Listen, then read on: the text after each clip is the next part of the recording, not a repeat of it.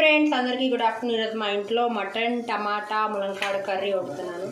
First onions వేసుకొని fry చేస్తున్నాను, తర్వాత పచ్చిమిరపకాయలు కరివేపాకు వేస్తున్నాను, తర్వాత అల్లం వెల్లుల్లి పేస్ట్ వేస్తున్నాను. ఇదిగోండి ఫ్రై అవుతున్నాయి. ఇదిగోండి మటన్ ఆల్రెడీ నేను బాయిల్ చేసేసుకున్నాను కుక్కర్లోని.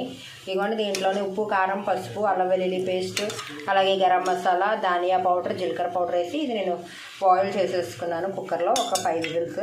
ఇప్పుడు ఈ కర్రీ ఎలా చేయాలో మనం తెలుసుకుందాం. ఫ్రెండ్స్ ఇదిగోండి దీంట్లోని టమాటాలు వేసేసుకున్నాను, అలాగే 2 స్పూన్స్ కారం కొంచెం సాల్ట్ పసుపు వేసేసుకున్నాను.